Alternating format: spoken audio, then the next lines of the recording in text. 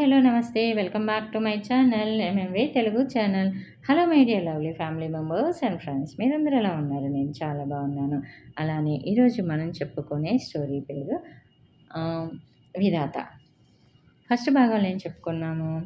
ఇంకా రవిచంద్రన్ ఒక అమ్మాయి ప్రేమించిద్ది, ఆ అమ్మాయి ఆత్మహత్య చేసుకునిద్ది. ఆ అమ్మాయిని శవాల మార్చరీ రూమ్లో నుంచి ఇంటికి తెచ్చుకుంటాడు. అతన్ని హాస్పిటల్కి పంపించి అతను తిరిగి ఇంటికి వచ్చేటప్పటికి ఆ అమ్మాయి మాయమై అక్కడి నుంచి వెళ్ళిపోయిద్ది. ఇంకా తర్వాత అతనికి ఒక కేసు వచ్చిద్ది. ఆమెకి ట్రీట్మెంట్ చేస్తాడు. ఆమెకి క్యాన్సర్ ఉంటుంది. ఆమె గురించి నిజం మాత్రం ఒక సూపరింటెండెంట్ సార్కి చెప్తాడు. తర్వాత ఆమె చనిపోయిద్ది. చనిపోయాక ఏం జరిగింది అనేది ఈరోజు భాగంలో తెలుసుకుందాం. సూపరింటెండెంట్ ఆమె భర్తకి అసలు విషయం చెప్పలేదని తెలిసి షాక్ తిన్నాడు రవిచంద్ర. ఆమె పోయాక తాపీగా చెప్పాడు ఆమె క్యాన్సర్తో పోయిందని. ఆమె భర్త, పిల్లలు, బంధువులు అందరూ షాక్. మరి ఆ విషయం ఎందుకు చెప్పలేదు అడిగాడు మాజీ మంత్రి. ఆమె చెప్పవద్దని కోరిందని చెప్తున్నాడుగా డాక్టర్ రవిచంద్ర అన్నాడు గోపాలమూర్తి. నో, నేను నమ్మను. పేషెంట్ చెప్పినట్లు డాక్టర్స్ వింటారా? ఆమెను బ్రతికించుకొని మాకు ఆమె జబ్బు గురించి చెప్పకపోవడం నేరం. పచ్చకామెర్లు కూడా ట్రీట్మెంట్ చేయలేని దద్దమ్మ చేతిలో నా భార్యను ఉంచారన్నమాట. తెలిసి తెలియని వైద్యంతో ఆమె ప్రాణం తీశారు. మీ చేతగానితనాన్ని కప్పిపుచ్చుకోవడానికి పెద్ద పెద్ద రోగాల పేర్లు చెప్పి మమ్మల్ని మభ్యపెడుతున్నారు అంటూ విరుచుకుపడ్డాడు ఆ మాజీ మంత్రి. ఆమెని ట్రీట్ చేసిన రవిచంద్రని వదలం అని ఆందోళన ప్రారంభించాడు. ఆయన అనునయులంతా ఆయనకి తోడయ్యారు. సూపరింటెండెంట్ గోపాలమూర్తి మాత్రం మౌనంగా తనకేం పట్టనట్లు ఉండిపోయాడు. అంతలో భుజం మీద పడ్డ చల్లని స్పర్శకి వెనక్కి తిరిగి చూశాడు రవిచంద్ర. ఎదురుగా డాక్టర్ శ్రీకాంత్, పేరు మోసిన senior surgeon. Be bold boy అన్నాడు ఆయన. ఒక డాక్టర్గా పేషెంట్ ఆఖరి కోరికను నేను గౌరవించాను డాక్టర్.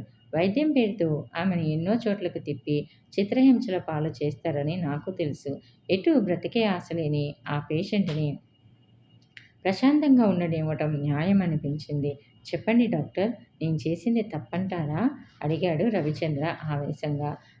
ఈ కమర్షియల్ మెడికల్ ప్రపంచంలో సెంటిమెంట్లని గౌరవించే వాళ్ళెవరు చంద్ర అని అడిగాడు ఆయన. నిజమే అనిపించింది రవిచంద్రకి. కానీ ఆ క్షణంలోని అతను గట్టిగా నిర్ణయించుకున్నాడు తను ఎప్పటికీ కమర్షియల్ కాకూడదని.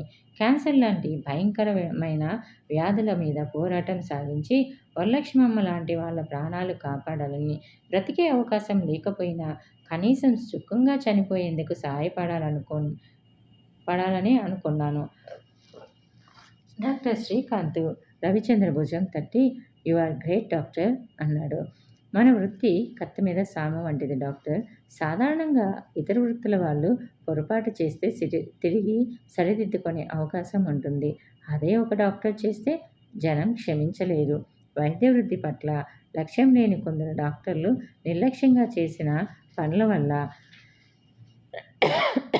తమ జీతం తమకి వస్తే చాలని ధోరణిలో ఉండే కొందరు ప్రభుత్వ డాక్టర్ల వల్ల ప్రజలకు మొత్తం వైద్య వ్యవస్థ మీదే నమ్మకం పోయింది. అయితే ఏ డాక్టర్ తెలిసి పేషెంట్ పట్ల నిర్లక్ష్యంగా ప్రవర్తించలేడు. కడుపులో అల్సర్ ఉందని ఒక డాక్టర్ అనుకుంటే మరో డాక్టర్ సివియర్ స్టమక్ ఎయిల్మెంట్ని చూసి క్యాన్సర్ అనుకోవచ్చు. ఆపరేట్ చేస్తే కడుపులో పుండు కనబడుతుంది, అది అల్సరు. క్యాన్సరు పథాలజిస్టు పరిశోధిస్తే కానీ తెలియదు. కాలికి గ్యాంగ్రీన్ సోకితే మోకాలి వరకు తీసేయాలి అనుకుంటాడు డాక్టర్. అయితే ఆపరేషన్ టేబుల్ మీద పరిశీలిస్తే అతని కాలు తొడ వరకు తీసేయాల్సిన పరిస్థితులు ఏర్పడవచ్చు. నువ్వు మోకాలు వరకే కాలు తొలగిస్తానన్నావు కదా, మరి తొడ వరకు ఎందుకు తీసేశావు అని అడిగితే డాక్టర్ ఏం చెప్పగలడు? అందుకే మన వృత్తి కత్తి మీద సాము లాంటిది అన్నాను. రోజు రోజుకి ప్రజల్లో మెడికల్ కాన్షియస్నెస్ పెరుగుతుంది, కానీ వైద్య వృత్తిని, డాక్టర్లని అర్థం చేసుకోవడం అలవడలేదు. జనాల్ని ఎడ్యుకేట్ చేయకపోతే మనకి ఈ తిప్పలు ఎప్పటికీ తప్పవు. మోసం చేసి వైద్యాన్ని వ్యాపారంగా మార్చే డాక్టర్లు గురించి కాదు నేను చెప్పేది. వాళ్ళు ఎలాగో హాయిగా బ్రతికేస్తారు. Real and honest medical men గురించి అన్నాడు రవిచంద్ర. అయితే ఇప్పుడేం చేస్తారు మీరు అడిగాడు శ్రీకాంత్. చేసేదేముంది, వీళ్ళు ఎలాగో కన్విన్స్ అవ్వరు. కొన్ని రోజులు లీవ్ మీద వెళ్తాను. ఈలోగా మాజీ మంత్రి గారు ట్రై చేసి నన్ను ట్రాన్స్ఫర్ చేయిస్తారు. ఎక్కడికి ట్రాన్స్ఫర్ చేస్తే అక్కడికి వెళ్ళిపోతాను. అది నాకు అలవాటేగా నవ్వాడు డాక్టర్ రవిచంద్ర. ఆ సంఘటన జరిగిన వారం రోజుల తర్వాత నైట్ డ్యూటీలో ఉన్నాడు డాక్టర్ రవిచంద్ర. అర్ధరాత్రి 12 గంటలకి అతని రూమ్లో ఫోన్ మోగింది. డాక్టర్, ఇక్కడ హాస్పిటల్కి 2 కిలోమీటర్ల దూరంలో రోడ్ యాక్సిడెంట్ జరిగింది. ఓ లారీ కారును గుద్దేసి పరారైంది. హిట్ అండ్ రన్ కేస్ కార్లో ఒకే ఒక వ్యక్తి ఉన్నాడు. బాగా దెబ్బలు తగిలాయి. నేను పోలీస్ స్టేషన్కి కూడా ఫోన్ చేశాను. వెంటనే వెంటనే అంబులెన్స్ పంపండి అని యాక్సిడెంట్ జరిగిన చోటు గుర్తులు చెప్పాడు ఫోన్ చేసిన వ్యక్తి. మీరెవరు? అడిగాడు రవిచంద్ర. నా పేరు రంగారావు. బట్టల వ్యాపారం. నేను పక్క టౌన్కి వెళ్ళి వస్తూ చూశాను. హరియప్, వెంటనే పంపండి అంబులెన్స్ అని ఫోన్ పెట్టేశాడు ఆ వ్యక్తి. వెంటనే సిస్టర్ని పిలిచి ఎమర్జెన్సీ రూమ్కి సిద్ధం చేయమని చెప్పి వార్డు బాయ్కి అంబులెన్స్ని రెడీ చేయమని చెప్పాడు. కాసేపటికి అంబులెన్స్ డ్రైవర్ చేతులు నులుముకుంటూ వచ్చాడు. ఏమిటి, ఏం జరిగింది అని అడిగాడు రవిచంద్ర. బండిలో డీజిల్ పోయించలేదు సార్. అయ్యగారు రాసిస్తే డీజిల్ పోయరు. సాయంత్రం అడిగితే రేపు చూద్దాంలే అన్నారు అయ్యగారు. రెండో అంబులెన్స్ ఉండాలి కదా అడిగాడు రవిచంద్ర. అది సిటీకి వెళ్ళింది సారు, ఏవో సామాన్లు తెచ్చుకోవడానికి. ఏం చేయాలో పాలుపోలేదు అన్నాడు రవిచంద్రకి. పోనీలే, డీజిల్కి ఎంత అవుతుంది, నేను ఇస్తాను అన్నాడు. బండి బాగా లేదు సారు, ట్రబుల్ ఇస్తుంది. చాలా రోజుల నుంచి రిపేర్లో ఉంది నసిగాడు డ్రైవర్. ఒళ్ళు మండింది డాక్టర్ రవిచంద్రకి. ఏమిటిది అన్నట్లు పక్కనే ఉన్న నర్సు పంకజం వైపు చూశాడు. ఆవిడ ఇది మామూలే అన్నట్లుగా భుజాలెగరేసి నవ్వి ఊరుకుంది. ఆ రిపేర్ ఏదో నువ్వే చూసి డీజిల్ పోయించుకొని వెళ్ళిరా అన్నాడు ఆజ్ఞాపిస్తున్నట్లుగా. కుదరదు బాబు, మీకు తెలవదు, మీరు కొత్త. ట్రబుల్ ఇస్తున్న బండిని రోడ్డు మీద తీసుకెళ్తే అయ్యగారు ఊరుకోరు. నేను వెళ్ళను అన్నాడు డాక్టర్ నిర్లక్ష్యంగా. అప్పుడు గ్రహించాడు రవిచంద్ర అతను తాగి ఉన్నాడని. ఇక లాభం లేదని ఆసుపత్రి సూపరింటెండెంట్కి ఫోన్ చేశాడు. ఫోన్ చాలాసేపు రింగ్ అయ్యాక బాయ్ ఫోన్ ఎత్తాడు. అయ్యగారు ఉన్నారా? లేరు. ఎక్కడికి వెళ్ళారు? ఇంకెక్కడికి వెళ్తారు బాబు, ఇంటికి వెళ్ళారు ఆశ్చర్యంగా అన్నాడు బాయ్. ఇంటికా అంటే? రవిచంద్రకి అర్థం కాలేదు. అయ్యగారి ఫ్యామిలీ సిటీలో ఉంది కదా బాబు, హాస్పిటల్ పని కాగానే ఇంటికి వెళ్ళిపోయారు. దిక్కుతోచిన వాడిలా ఫోన్ పెట్టేశాడు రవిచంద్ర. అతను చెప్పేది నాకు అర్థం కావటం లేదు, తనలో తాను అనుకున్నట్టుగా అన్నాడు. ఇందులో అర్థం కానిదేముంది డాక్టర్, సూపరింటెండెంట్ ఫ్యామిలీ సిటీలో ఉంటుంది. ఆయన 2 రోజులకోసారి సిటీకి వెళ్ళి వస్తారు. హెడ్ క్వార్టర్ని విడిచిపెట్టి ఒక బాధ్యత గల సూపరింటెండెంట్ వెళ్ళిపోతే ఎవరికీ అది పెద్ద విషయం కాదు. చీమ కుట్టినట్లు లేదు. మరి పేషెంట్ల మాట ఏమిటి? ఓ అదా! ముసిముసి నవ్వులు నవ్వింది నర్సు. ఆయనకి ఇంటి దగ్గర మంచి ప్రైవేట్ ప్రాక్టీస్ ఉంది. పేషెంట్లను చూసి అంబులెన్స్ని పిలిపించుకొని సిటీకి చెక్కేస్తారు. అంబులెన్సా?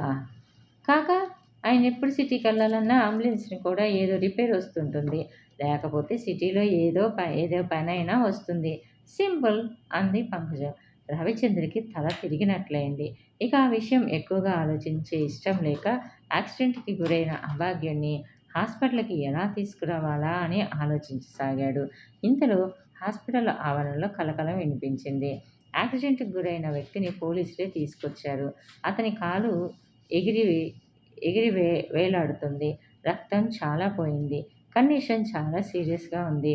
వెంటనే అతన్ని ఎమర్జెన్సీ రూమ్కి తరలించారు. అతని బ్లడ్ గ్రూప్ చెక్ చేసి ఆ గ్రూప్ రక్తం ఉందా అని సిస్టర్ని అడిగాడు. ఆమె పెదవిడిచింది. ఇక లాభం లేదని బ్లడ్ తెమ్మని అతని బంధువుల్ని పంపించి చకచకా అతని బట్టల్ని సిజర్స్తో కత్తిరించి అతన్ని పరీక్షించాడు. వెంటనే ఆపరేషన్ థియేటర్ సిద్ధం చేయమని సిస్టర్తో చెప్పాడు. హాస్పిటల్ సూపరింటెండెంట్ మంచి సర్జన్. ఆయన ఉంటే ఇటువంటి క్రిటికల్ పొజిషన్లో చాలా బాగుండేది. హాస్పిటల్లో బ్లడ్ రిజర్వ్ లేవు. స్టాఫ్ కోఆపరేటివ్గా లేరు. ఒక్క యాక్సిడెంట్ కేసుకు పైగా ఒకే క్యాజువాలిటీకి ఇంత కంగారెందుకు? పైగా యాక్సిడెంట్ జరిగిన అతని కండిషన్ క్రిటికల్గా ఉంది. పోతాడు కూడా అన్న ధోరణిలో మిగతా స్టాఫ్ ప్రవర్తిస్తున్నట్లు గ్రహించిన రవిచంద్ర మనసు చివుక్కుమంది. డాక్టర్ రవిచంద్ర తన రూమ్ చేరుకునేసరికి రాత్రి 3 అయింది. అంత పెద్ద జిల్లా హెడ్ క్వార్టర్స్ ఆసుపత్రిలో సమయానికి ఏదీ దొరకకపోవడం అతన్ని ఆశ్చర్యచకితుణ్ణి చేసింది. ఒకవైపు ప్రపంచం అత్యాధునికత అత్యాధునికమైన సాంకేతిక పరిజ్ఞానంతో వివిధ రోగాలకు మందులు కనుక్కుంటూ నిరంతరం వ్యాధి కారకాలతో యుద్ధం చేస్తుంటే సాధారణమైన వ్యాధులకు కూడా మన ఆసుపత్రుల్లో మందులు దొరకని స్థితిలో ఉన్నాము. రోజురోజుకి శాస్త్ర పరిశోధనల వల్ల మెడికల్ వరల్డ్‌లో వండర్స్ జరుగుతూ ఉంటే మన నగరాల్లో తప్ప మిగతా అన్ని చోట్ల పాత పద్ధతుల్ని, మందుల్ని పెట్టుకొని వేలాడుతున్నాం. ఈ పరిస్థితిని పట్టించుకునే నాథుడు లేడు అనుకున్న రవిచంద్ర నిట్టూర్చాడు. అన్నాడు. డాక్టర్ రవి మెయిల్ మెడికల్ వార్డులో ఉండగా సూపరింటెండెంట్ రౌండ్స్‌కి వచ్చారు. ఒక్కొక్కరి చార్ట్‌ను పరిశీలించి వాళ్ళకేం మందులు వాడుతున్నారో తెలుసుకుంటున్నాడు. జనరల్ వార్డులో ఈ చీఫ్ విజిట్స్ చాలా తమాషాగా ఉంటాయి.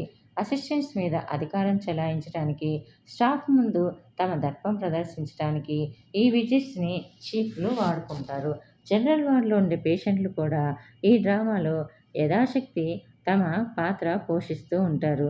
డబ్బిచ్చి జ్వరాలకు బెడ్ పొందిన వాళ్ళు ఆ బెడ్ ఇచ్చినందుకు కృతజ్ఞతతోనూ, ఆ బెడ్ సుఖం కోల్పోతామేమోనన్న భయంతోనూ చీఫ్‌లకి వినయం ఒలకబోస్తూ దండాలు పెడుతుంటారు. ఆ దృశ్యం చూసేవాళ్ళకి చాలా తమాషాగా ఉంటుంది. కిష్కింధవనంలో సుగ్రీవుడిలా చీఫ్ ముందుకు నడుస్తూ ఉండగా నలుడు నీలుడిలా అసిస్టెంట్ పరబ్రహ్మం, హౌస్ సర్జన్ రాజారాము, ఆ వెనుక వానరవీణుడిలా వార్డుబాయి రంగడు, వాళ్ళ వెనుక ఓ నర్సు, ఆయా అందరూ మర్కట సైన్యంలా కనిపించారు డాక్టర్ రవిచంద్రకి. ఎలా ఉంది గంగయ్య? అడిగాడు ఓ బెడ్ ముందాగి. గంగయ్య 4 రోజుల క్రితం జ్వరంతో బెడ్ తీసుకున్నాడు. 2 రోజుల నుంచి జ్వరం తగ్గి హాస్పిటల్లోనే మేస్తూ పడుకొని ఉన్నాడు. గంగయ్య ఎక్కడలేని నీరసం నటిస్తూ దండం పెట్టాడు చీఫ్‌కి. వచ్చే ప్రాణం పోయే ప్రాణంలా ఉంది బాబయ్య. డాక్టర్ గారేమో సూది మందు ఇవ్వటం ఆపేసి నీకేం జ్వరం లేదు పొమ్మంటున్నారు అన్నాడు. What mister Ravi? కళ్ళెత్తి చూశాడు చీఫ్. Yes, it's ordinary virus fever. Control అయింది. యాంటీబయాటిక్ టాబ్లెట్స్ రోజుకి 2 కంటిన్యూ చేస్తున్నాను. లేదు, ఇతనికి మాటిమాటికి కోల్డ్ ఎఫెక్ట్ అవుతుంది. ఎక్స్‌రేకి రికమెండ్ చేశావా? నో సార్, ఆ అవసరం కనిపించలేదు అన్నాడు రవిచంద్ర. ఎవరికి? నీకా పేషెంట్‌కా? ఏమిటో మీ కుర్రాళ్ళు ఏ జ్వరం వచ్చినా 2 యాంటీబయాటిక్ టాబ్లెట్స్ ఇస్తే చాలనుకుంటారు. హ్యూమన్ బాడీని స్టడీ చేసి డయాగ్నోస్ చేద్దామన్న ధ్యాస ఉండదు. స్టెప్టోకారస్ న్యూమోనియా కానీ, సాల్మోనెల్లా టిఫియా వైరస్ కానీ ట్రౌన్ అవుతుందేమో. బ్లడ్ టెస్ట్ కూడా చేయించండి. చిన్న లెక్చర్ ఇచ్చాడు చీఫ్. అలాగే సార్, కానీ మనం రాసిన ఎక్స్‌రేలు ఇక్కడ తీయించుకోవడానికి కుదరటం లేదు. మన ఎక్స్‌రే ప్లాంట్ చెడిపోయింది అన్నాడు రవిచంద్ర. అవునయ్యా, నాకు తెలుసు. అది బాగుపడిందాకా పరీక్షలు ఆపుకొని కూర్చుంటామా ఏమిటి? అసలు ఆ మాటకొస్తే ఏ గవర్నమెంట్ హాస్పిటల్‌లో ఎక్స్‌రే ప్లాంట్లు బాగున్నాయి చెప్పు? ఒకవేళ పనిచేసినా కరెంటు ఉండి ఏడిస్తేగా. ఆ ఇంటర్నేషనల్ క్లబ్ వాళ్ళు జనరేటర్ ఇస్తామన్నారు. అది వచ్చేదాకా ఎక్స్‌రే ప్లాంట్లు పనిచేయవు. చిల్డ్రన్ వార్డులో ఉన్న ఏసీ మిషను పనిచేయదు అని తన పరివారంతో ముందుకు కదిలాడు. రవిచంద్రకు అసలు రహస్యం తెలుసు. ఆ పట్టణంలో 2 పెద్ద ఎక్స్‌రే క్లినిక్‌లు ఉన్నాయి. ఆ 2 ఎక్స్‌రే యూనిట్లతోనూ హాస్పిటల్ సూపరింటెండెంట్‌కు, కార్డియాలజీ డిపార్ట్మెంటల్ సివిల్ సర్జన్లకి మంచి సంబంధాలున్నాయి. పేషెంట్‌కి అవసరమైనా లేకపోయినా ఎక్స్‌రేలు రాస్తారు. పాపం ఆ అమాయకుడు హాస్పిటల్ ఎక్స్‌రే విభాగానికెళ్ళి చీటీ చూపిస్తాడు. అక్కడి నుంచి కథ మామూలే. ఎక్స్‌రే ప్లాంట్లు పనిచేయటం లేదని, ఎప్పుడు పనిచేస్తుందో తెలియదని సమాధానం వస్తుంది. దాంతో పేషెంట్ కంగారు పడిపోవటం. ఆ వెంటనే డాక్టర్ గారు సీరియస్ పోజ్ పెట్టి పొయ్యి బయట తీయించుకొని పట్రా అంటాడు. పేషెంట్ వెళ్ళి బయట ఉన్న 2 ఎక్స్‌రే యూనిట్లలో దేనిలో ఒక దానిలో ఎక్స్‌రే తీయించుకుంటాడు. ఆ ఎక్స్‌రేలోని కమిషన్ డాక్టర్ల జేబులోకి చేరుతుంది. చాలాసార్లు సామాన్యమైన జలుబు, దగ్గు, జ్వరం వంటి వాటికి ఎక్స్‌రేలు రాస్తే బయట వాళ్ళు ఉత్తిత్తి ఎక్స్‌రేలు తీయటం ఈ వ్యాపారంలో మరో తమాషా. ఎటూ రోగి ప్రమాదకరమైన జబ్బుతో బాధపడటం లేదు కనుక రోగిని, ముఖ్యంగా పల్లెటూళ్ళ నుంచి వచ్చిన వారిని ఎక్స్‌రే ప్లాంట్ ముందు కాసేపు నిలబెట్టేసి సాయంత్రం రమ్మంటారు. సాయంత్రం నార్మల్‌గా ఉన్న ఎక్స్‌రే ఫిల్ము అంతకు ముందే డెవలప్ చేసి ఇస్తారు. దాన్ని పేషెంట్ పట్టుకెళ్ళి ఆ డాక్టర్‌కి చూపిస్తాడు. ఆ ఫిల్మ్ మీద ఓ మూల ఆల్రెడీ ఎక్స్పోజ్డ్ అనే అర్థం వచ్చే కోడ్ ఉంటుంది.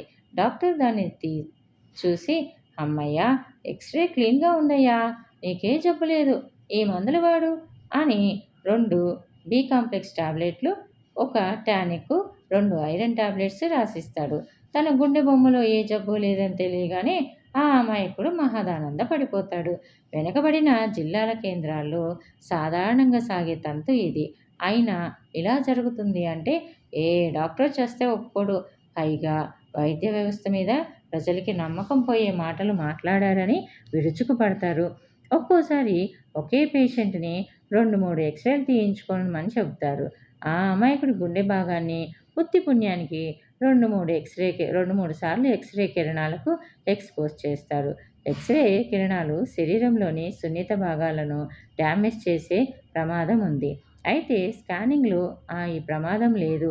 కానీ స్కానింగ్ ఇంకా మన దేశంలో కేవలం ప్రైవేటు వైద్యుల భారీ సెంటర్లోనే ఉన్నాయి కానీ సామాన్య ప్రజలకు వైద్యం చేసే ప్రభుత్వ ఆసుపత్రుల్లో లేవు. అందువల్ల ఎంతో అవసరం ఉంటే తప్ప ఎక్స్రేలు తీయకూడదు. ఈ కామన్ సెన్స్ నిరక్షరాస్యులు, వైద్య విధానం తెలియని అమాయకులకు తెలియకపోవచ్చు కానీ వైద్య శాస్త్రం తెలిసిన డాక్టర్ల నిర్లక్ష్యం వల్లనైతేనేమి, డయాగ్నోసిస్ అబ్జర్వేషన్కు ఎక్కువ సమయం వృధా చేయటం ఇష్టం లేకపోవడం వల్లనైతేనేమి, అన్నిటికన్నా ముఖ్యంగా వ్యాపార రీత్యానైతేనేమి ఈ ఎక్స్రేలకు ప్రజలను ఎక్కువగా గురి చేస్తుండటం నిజంగా దురదృష్టకరం. ఇది అభివృద్ధి చెందిన దేశాల్లో అయితే ప్రజల్లో హెల్త్ అవేర్నెస్ మనకంటే చాలా రెట్లు ఎక్కువ గనక రోగం లేకుండా ఎక్స్పోజ్ చేసినట్లు గ్రహించిన మరుక్షణం డాక్టర్ మీద కేసు వేస్తారు. చాలామంది డాక్టర్లు ఈ కేసుల బెడద తట్టుకోలేక ఒళ్ళు దగ్గర పెట్టుకొని 1-2 సార్లు పరీక్ష చేసి ట్రీట్మెంట్ ప్రిస్క్రైబ్ చేస్తుంటారు. అయితే వెనుకబడిన దేశాల్లో ప్రజల్లో హెల్త్ అవేర్నెస్ లేదు గనుకనే డాక్టర్లంతా శ్రద్ధ చూపించడం లేదు. ఆలోచనలతో సతమతం అవుతూ వార్డు చివర ఉన్న డాక్టర్ల రెస్ట్ రూమ్కి చేరుకున్నాడు రవిచంద్ర. మధ్యాహ్నం 12 గంటలు దాటుతుంది.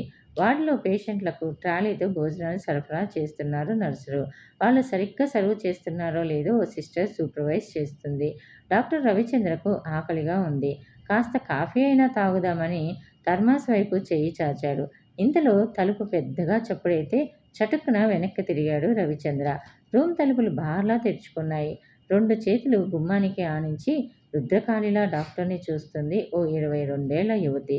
మేలిమి బంగారంలా మెరుస్తున్న శరీర ఛాయ, అరవిచ్చిన మొగ్గలాంటి సౌకుమార్యం, దొండపండు లాంటి పెదవులు. మన్మధుని ఇంటి నుంచి విడివడిన వలుపు బాణానికి ప్రాణం వచ్చి నిల్చున్నట్లు ఉంది ఆ యువతి. మీరేనా doctor Ravichandra? The so called surgeon. Sorry, expert surgeon వ్యంగ్యంగా అంది. I am doctor Ravichandra, that's all అన్నాడు రవిచంద్ర. సరే, మీరెవరైతే నాకేం, but you are a doctor in this bloody hell. Special room తీసుకున్న పేషెంట్లను ఎలా ట్రీట్ చేయాలో మీకు తెలుసా? అసలు మీ కనీస మేనర్స్ కూడా తెలీదా? అందా అమ్మాయి. రవిచంద్రకి చిరాకేసింది. చూడండి మిస్, మీరెవరు, మీకేం కావాలి అని అడిగాడు. ఆయామ్, ఇక్కడ మా నాన్నగారు స్పెషల్ రూమ్లో ఉన్నారు. ఆయన పట్ల మీ ప్రవర్తనకి ఎక్స్ప్లెనేషన్ కావాలి అందా అమ్మాయి సీరియస్గా.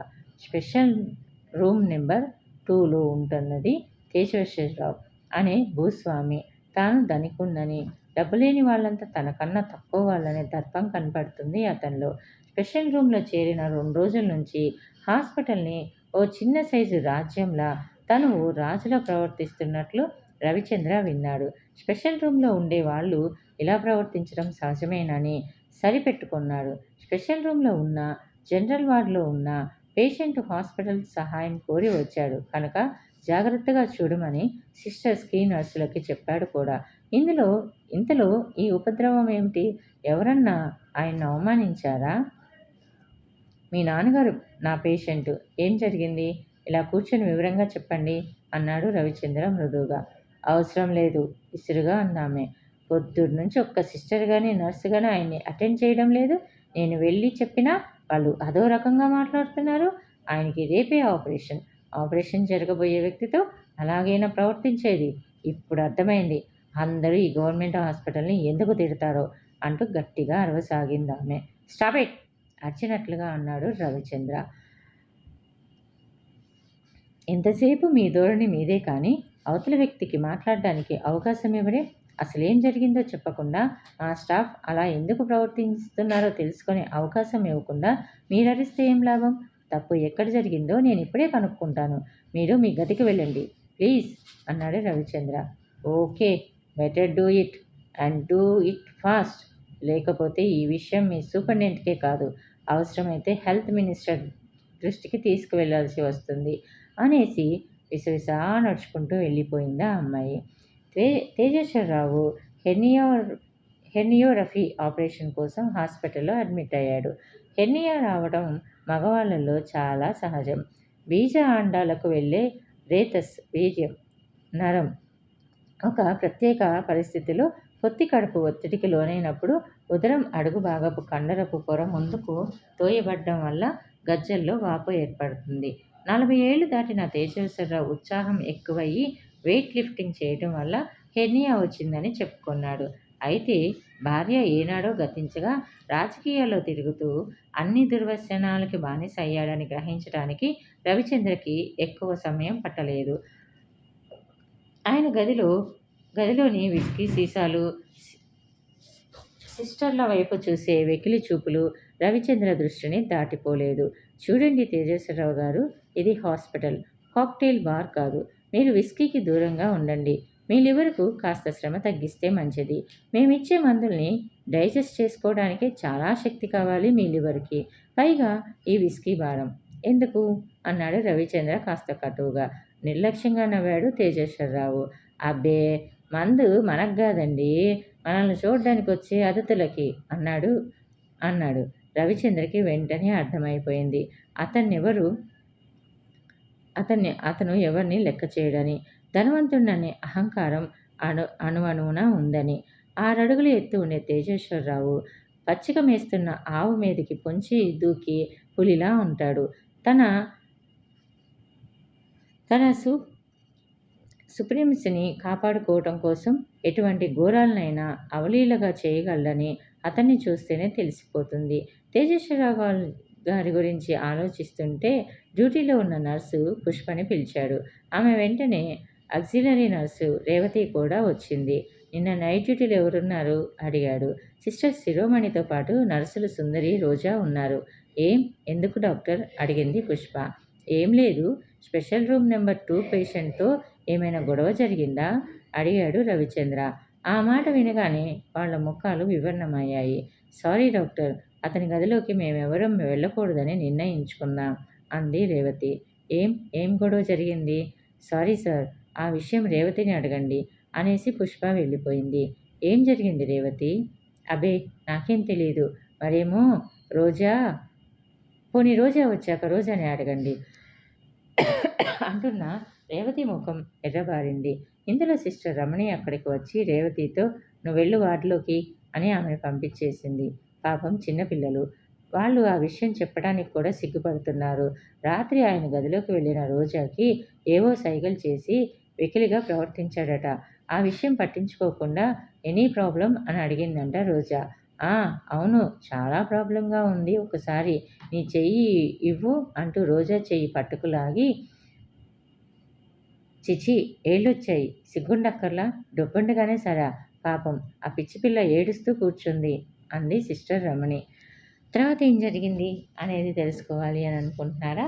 అయితే నెక్స్ట్ ఎపిసోడ్ వరకు వెయిట్ చేయండి.